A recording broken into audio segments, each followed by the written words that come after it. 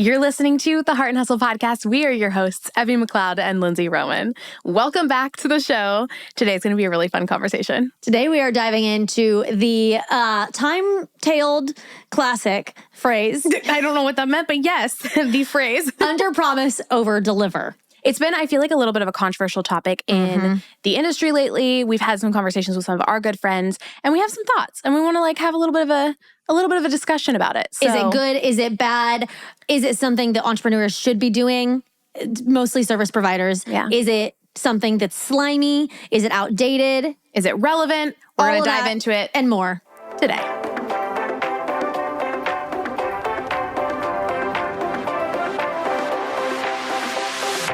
Hey, I'm Lindsay Roman. And I'm Evie McLeod, and we are family and legacy-focused serial entrepreneurs and the founders of the Heart University, a business education company with a mission to help you thrive in your business and life. Welcome to our Entrepreneur Cocktail Hour, where business and marketing strategies meet faith, real talk, and raw and life-changing conversations. At the end of the day, we are all in this together, figuring out how to navigate the ups and downs, the messy and the beautiful, and everything in between.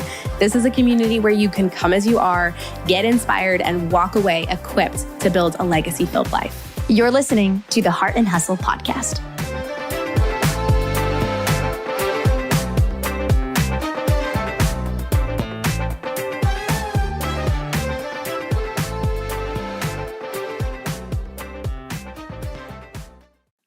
This is an episode that we've been wanting to do. Yeah. I feel like this topic, we've had lots of thoughts on it over the years. It came up a little bit on our conference speaker roundtable discussion with Shay and Jai. It came up a little bit before with Jai's last episode on sales. On sales, where we kind of touched on it, and then we talked about it. He was saying that he doesn't believe in it, and we were like, "Oh, interesting." And then he stated his opinion of what he believes we should do, and we were both like, "We agree." On stage at the conference. Too.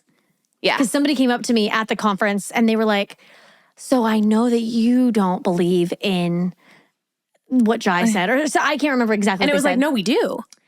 We have different opinions on it. So let's back up. Yes. What is under promise and over deliver? Yeah. Let's go there first. Yeah.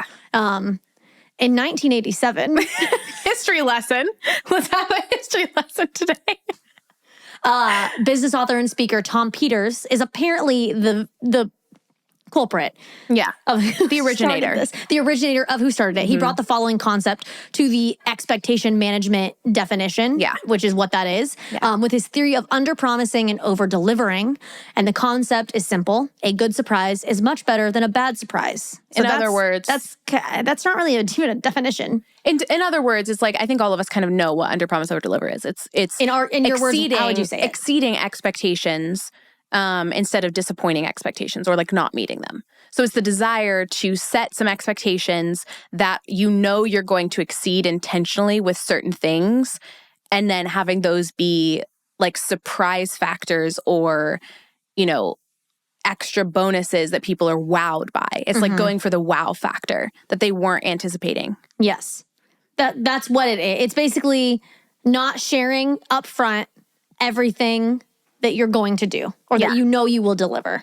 We're obviously talking about service providers. Although actually, no, it could also apply to product. I feel like we're probably going to touch a little bit harder on the service aspect, but I think it still 100% applies to product. So if the concept is you don't share everything up front in a gimmick or a scheme, as people would say, to surprise them with things that you are going to deliver later, is that good or is that bad? So I think where Lindsay and I have always stood with, we love the idea of under promise, over deliver, especially in service provider, but even as a product shop owner, with Evie Swim, I love having extra goodies in. I think on stage at the conference, I was talking about Evie Swim, and I was like, girlfriend puts in sunscreen I didn't ask for in the box. She gives me organic. She gives me stickers or some crap. I don't know. It's great, but it's you, that's why you can do this same thing with service and product. Yeah. So I think we have always believed in it for different reasons we're kind of going to discuss. But what has come up in some conversations with some industry friends and fellow educators is if you know that you're delivering the value every time, why do you not share that you deliver that value every time? Why would you hide it, conceal it? You should be upfront. And I think Jai comes at it with a little bit of the perspective of by holding yourself to, like by sharing everything up front, it holds yourself accountable to actually deliver on those things. It forces you as a person, and maybe the way he's looking at it, like is good for lazy people, which we all like can fall into laziness at some point in time. But it's like it forces you. If you said you're going to do it, oh crap! It forces you to do it. Then I think that's his view on it. Which is why he would say he doesn't agree with under promise over deliver. He just says promise and then deliver it. Right? Which I understand, and I think Jai is a brilliant businessman. So I'm not necessarily being like, no, that's wrong. Like, I understand where he's coming from of like, yeah, especially when it comes to, I think, the major points of your business. So like, if you know that you deliver, I don't know, X number of hours of wedding day coverage, or like you always include a free second shooter, that why would you not list that and include that on your inclusives list? Which in that regard, if it's something that's actually a part of the service, obviously list it. Yeah. Like don't say, oh, this package is 8 hours and then just stay for 10. Yeah. It's like especially big selling points. But I think where we really stand on, we really like the concept and the implementation of the under promise over deliver is on things that are kind of like additional bonus treats, such as the gifting process. Which I'm not going to list a gift. It's like a welcome gift. In the inclusives. Yeah. Especially because I think us as photographers, it's always like we usually customize our gifts or like something. So it's not going to be like, you will get a gift box containing X, Y, and Z. Like, I don't know. To me, that just feels like weird and it falls flat and it doesn't increase a wow factor, but it also is not a selling point. But it's like, I'm not going to choose this photographer versus another one. Oh, because they're going to give me a gift. Well, but I think, I don't think somebody would choose somebody that way. But in the experience, if they invest in a good photographer and that photographer gives them a really personalized, wonderful luxury gift that they weren't expecting, it is going to immediately solidify that I have made the right decision. This is the right person for me. And this experience is going to be so incredible. And I think that sets the tone moving forward. Not that like your initial experience shouldn't. Obviously, they booked you because you set a tone for them and set expectations of an incredible experience. And then that gift as a wow factor, in my opinion, really elevates the experience even more. Yeah.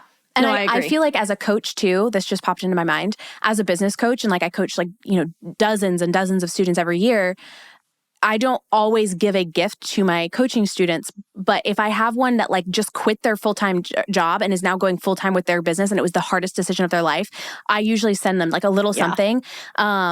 Or, if somebody's like, I just went through a really hard season and something happened, like I'll send them like something in the mail. But it's not like a part of my photography.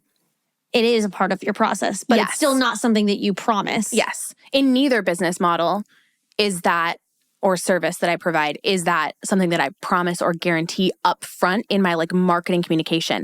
And I think a big part of that for me is because I don't think that is a determining factor of somebody booking with me. Right. Because if you held something back that was genuinely a more legitimate part of the service, then it would... That's like a determining factor. Like somebody's going to compare for another business coach to me in like... Which is what I think Jai is saying. Yeah. And then also our friend Nate Chansky, he did a post recently that I want to share on this topic. We flipping love Nate. Yeah, he is brilliant. We love him. And I see a lot of what he's saying in this too. And Which I think we would agree with everything he's saying. Yeah. We're just coming at it from a different perspective. So his it's like a carousel and it says unpopular opinion, under promise, over deliver is bad business advice. So then you switch. First, here's why over deliver is the wrong focus. We don't go to Starbucks because we get a surprise pastry or experience each time. We go because we know that it's going to be exactly the same latte and experience we got last week and last year and the year before that. You didn't rehire your house contractor because they surprised you with a new backsplash or gift card you never asked for. You rehired them because they always do the exact job you hire them for excellently. The most successful brands in the world don't focus on over delivery. They focus on consistency. Beyond that, why would you under promise on something you are trying to sell? If you promise 3 amazing things, but actually deliver 5, why wouldn't you tell the client about all 5? The client would be smarter to hire the person who does promise all 5. If you're comparing like somebody who's offering 3 things versus 5 things, he's saying that if you're comparing those two and you're deciding which one to hire, obviously you would choose the one that has 5 because they're giving you more things. So it's like he's saying more value. Don't hide, don't under promise by sharing that you're only going to deliver 3 things and then secretly give them 5 later. Yeah. If you plan to deliver it, promise it, and then make sure you deliver it. Instead of under promise and over deliver, promise what you deliver and deliver it consistently. Which I agree with. Same. I absolutely agree with. However, I still think there are wow factors that like the Starbucks example. Absolutely, I'm not going to Starbucks expecting, a surprise in my order every time. But I will say there are times where you'll go in and they're like, oh my gosh, we accidentally, we messed up. We made the wrong drink. You can just have this one for free and we'll make the right drink for you. Or they're like, you know what, we are ending the day and we have some pastries left that we need to get rid of. Do you want an extra cake pop with your order or something? Like there are little moments that sometimes those businesses will do, which is like an additional wow factor, a surprise that immediately you feel like, oh my gosh, this is the best day ever. I didn't see this coming. This is such a special treat. I feel like it increases brand loyalty in my opinion. And not to say that should be like, again, I don't think, especially if it's something in your actual inclusives list. Like don't under promise, over deliver in that regard where you're hiding something that genuinely would make a decision for the client or the customer on actually purchasing from you. Yeah. Like give it all up front. It's like share explain all of it. the full depth of like the meat of the process. But in my mind, I think there's part of like almost like the packaging around what is actually included. The way that we described it, I think in the roundtable discussion with Jai and Shay was, I guess when he's describing that, I look at it less as under promise, over deliver, more as I have an experience that I've lined out for my customer or client, and I choose as the business owner and the service provider when to give them that and when to tell them what's coming or not to tell them what's coming for the maximum, elevated experience. Yeah, Wow. I'm like, what is this? for the maximum like feeling that I want to evoke in my customer, which is like awe and like wow and like I want them to feel loved. And in order to do that, the maximum way that I think that will touch them the most, yes, I choose to maybe not share something up front in my pricing guide that I will give them. But again, it's not part of the main core thing. Yeah. Like an example that we were talking about is like gifting. I wouldn't share in my pricing guide when I'm listing out my packages that you're going to get this gift every time. Or if I was a product shop owner, like on Evie Swim, like your product listing, you don't say like every product includes a sunscreen. It says every product comes with free shipping because I think that's a determining buy factor. Right. That's a decision maker. But sunscreen in my swimsuit package is not, I don't care about that. Yeah. Most people like that wouldn't be a determining factor between do I like this suit or do I like another suit? Oh, this one comes with sunscreen. I'm going to go. No one cares about that. But it's a wow factor that once you purchase, because I don't think that's a determining buy factor, but it's a wow factor after purchase that increases brand loyalty. Yes. The other thing on the emotional reaction. Well, on the photography realm, because the other thing that we were talking about when it comes to this is sneak peek delivery time. So something else that we do technically under promise, over deliver, even though I don't know if we would call it that. I mean, we would maybe, but is we never promise that we will give sneak peeks within 24 hours. Yeah. Like our sneak, like if we're talking about it in a consult call or in an email or wherever it is, it's like you will get your sneak peeks within a week and then a full gallery within, X time. And then on the back end, we always try to give a sneak peek within 24 hours. Yeah. Because technically, yes, that's under promising, over delivering, but it's just choosing when you want to give the experience. I think a week sneak peek delivery time is still like, oh wow, that's great to the client. And I don't think that's a determining buy factor for them in choosing which photographer to work with. But I do think on then the back end, getting them within like, a few days or like a day, if at all possible, is like, whoa. Is like, wow. And I think for me, especially, I like almost always deliver my sneak peeks within a day, but I never want to promise that because so many of my weddings and sessions are destination. I'm traveling. So it's like, if I'm about to go drive 8 hours and I'm by myself, I can't necessarily, I have enough boundaries in my business now, at this stage of my business that I'm not going to stay up till midnight editing sneak peeks anymore. Yeah. So I promise them a week and then I always exceed the expectations. I'm always like within a week. I'm usually within like 3 days. But I do my darn best to make sure it's within like 24 hours because I love that like wow factor. But even if I'm at 3 days, 4 days, it's still a wow factor because it's sooner than I promised. Well, and you're still setting expectations and then exceeding those expectations. Yeah. But you're doing it in advance so that you make sure that you always exceed those expectations. Well, you don't over exceed You don't set expectations that are unrealistic to meet every single time. Yes. Yeah, because I think that's a big factor. I think too, with that, what I would consider a determining buy factor would be the actual gallery delivery time. Yeah, like if somebody's shopping for photographers and they're like, oh, this photographer gets your full wedding gallery back in 30 days. And this one says 5 months. Or like 3 months. Yeah. It's like 3 months and 30 days. Someone's probably going to be like, 30 days. That sounds way better to get my wedding gallery. I don't want to wait months. Especially if the styles are similar. Yeah. So I think that would be a determining buy factor that I do publicly. Like, it is within 30 days. I always deliver within 30 days. And I've gotten to a place in my business where I can usually deliver within 2 to 3 weeks if I really wanted to. But again, I stick to my 30 days because I'm like, I know I can deliver consistently with that every single time. And I think that's a determining buy factor. So that is listed up front. That is one of my inclusives of like value that you bring. But I do not publicly say you get your sneak peeks within 24 hours, although I bust my butt to make that happen 9 times out of 10. But I like that can be one of those things that I'm like within a week. And they're like, oh my gosh, yay, within a week. That's a good time frame. Yeah. Whereas if you publicly said sneak peeks always within 24 hours, that's so high expectations that depending on your life and what happened the night of the wedding or the session, whether it's a travel, like you're forcing yourself to potentially have a very hard time to do that. Which I think there can be a season for that. Like when I was single and traveling the world and shooting and like I would go back to an Airbnb and there was no husband at home waiting for me that I hadn't seen all day and like different things. You're probably going to do it anyway. Why don't you just...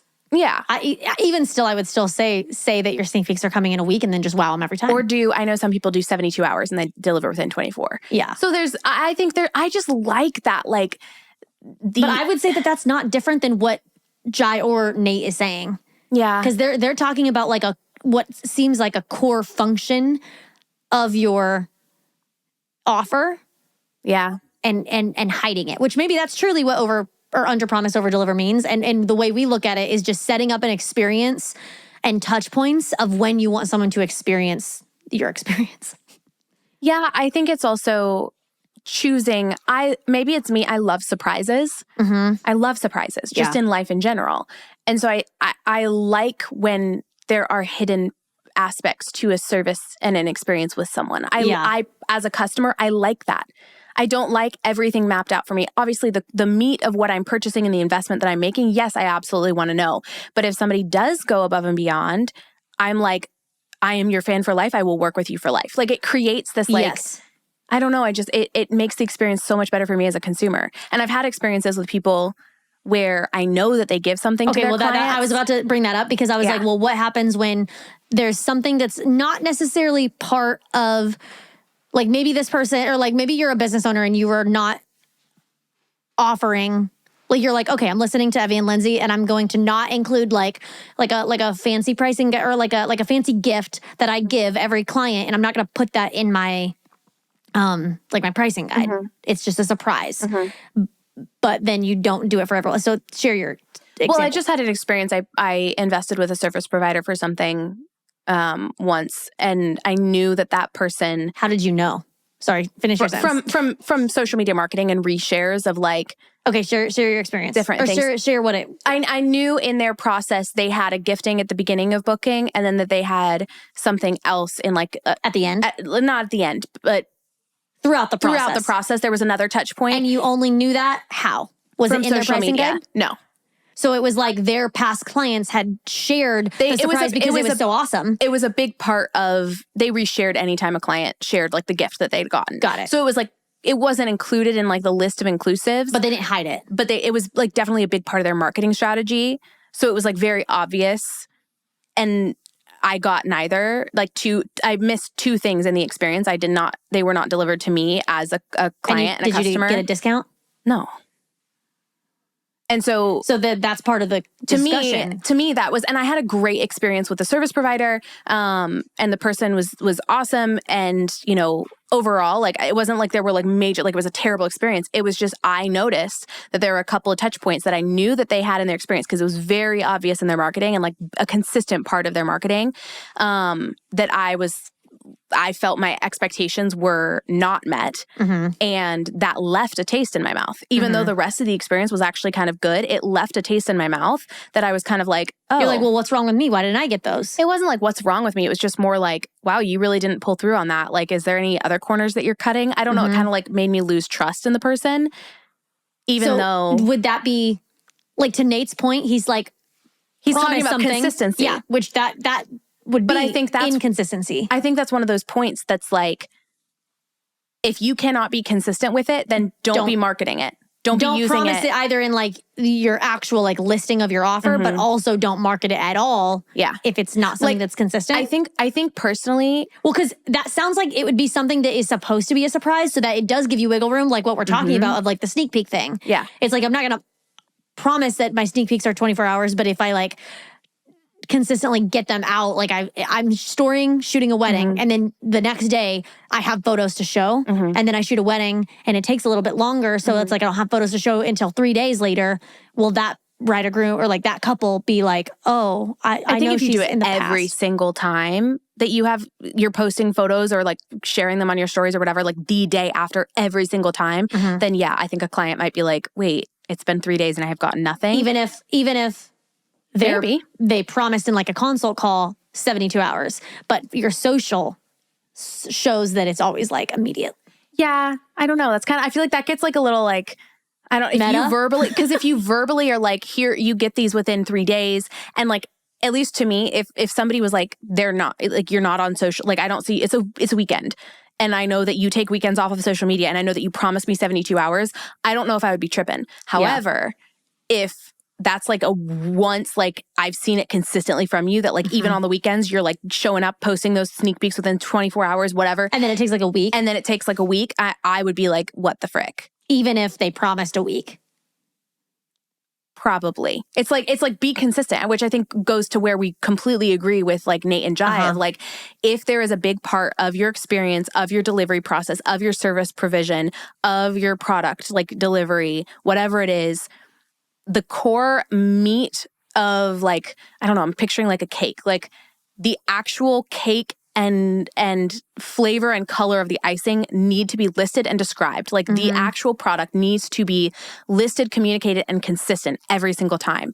But to me, if there's extra garnishes around the side that like, or like which plate it's put on, or the box that it's set in, those types of things to me are like the little stuff that's kind of like, I like the surprise factor. It's like the packaging around it. And that's metaphorical, not just for products or service, product providers, but like the metaphorical, the little extra tiny touches that you may or may not always include. You may or may not, like, depending on like, oh, you know, this person really loved this and you don't usually send that as a gift, but like you're going to get, I don't know. I think there's elements of it that I love.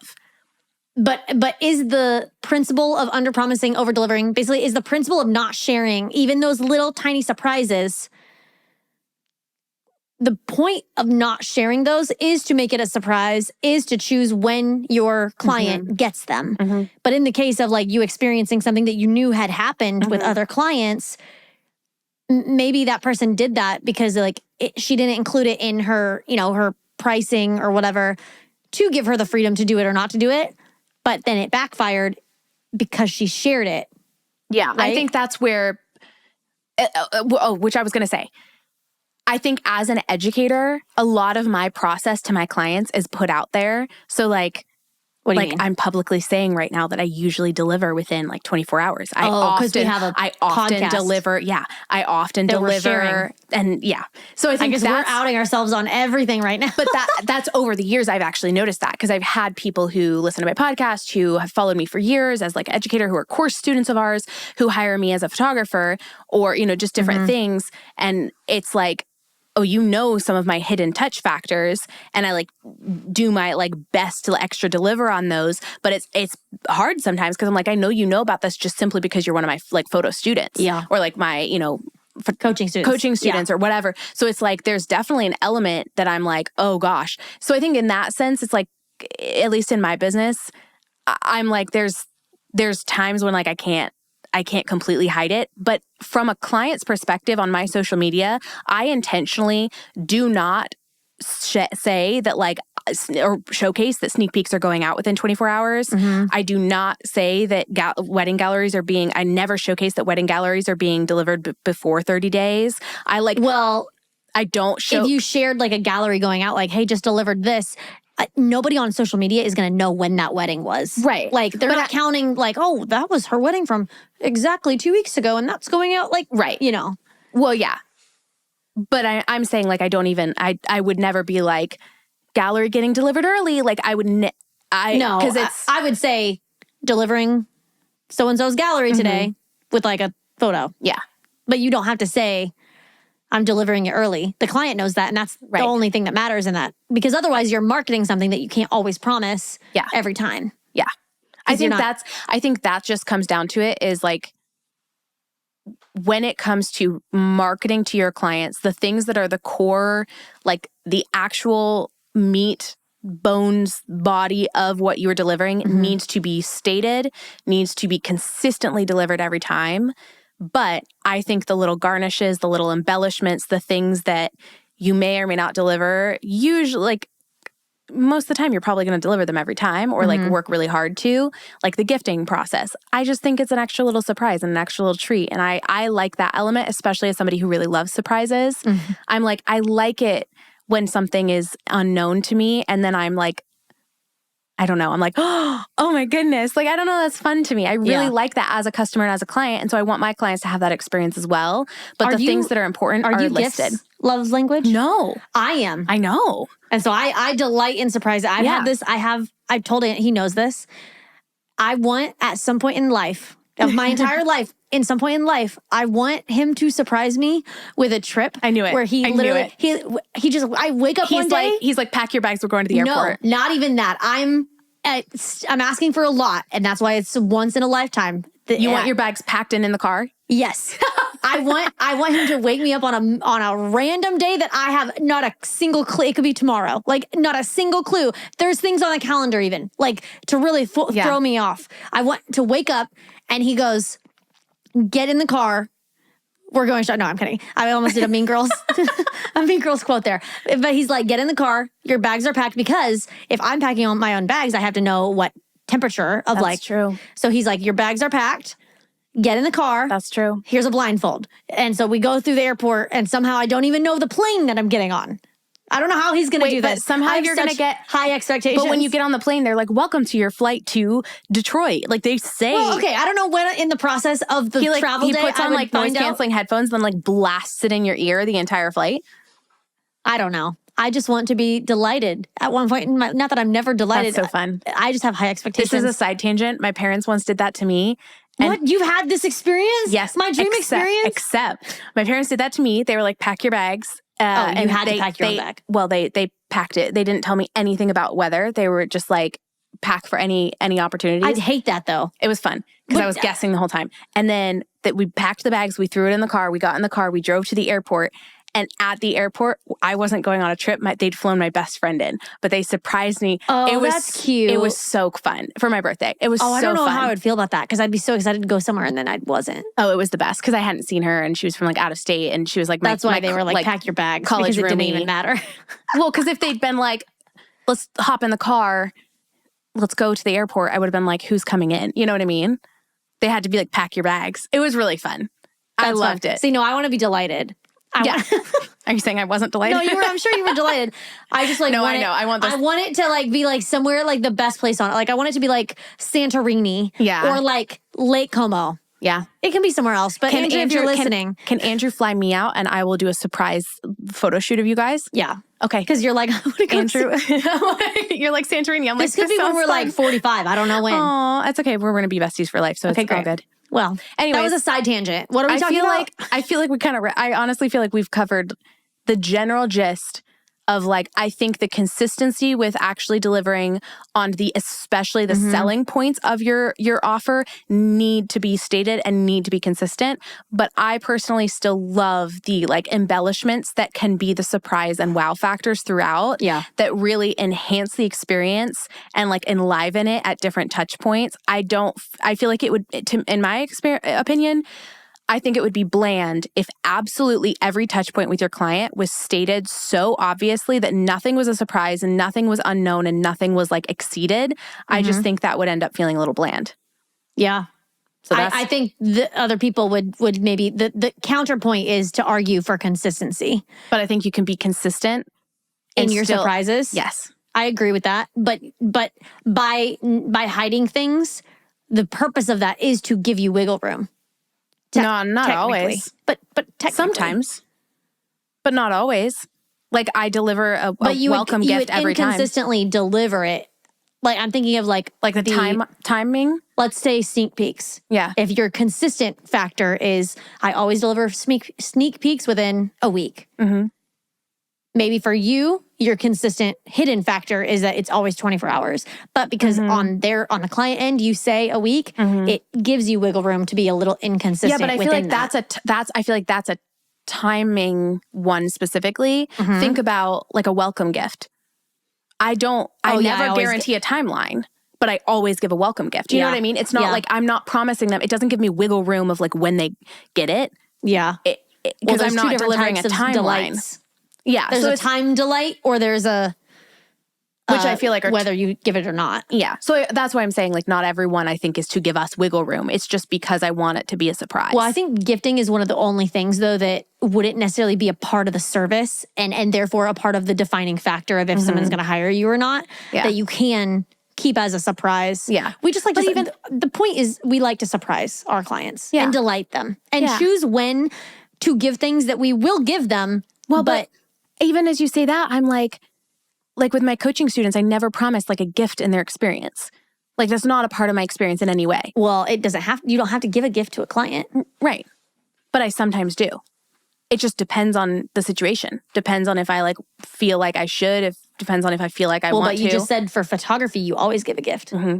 But that's what I'm saying. Like even within like the surprise factors don't always have to be consistently. See that this gets almost into another topic because I had a conversation with another business owner once where they were like, my experience across the board has to be completely equal to every single client and I will not change my experience whatsoever for the fairness of all my clients. I feel like that's what Nate is talking about.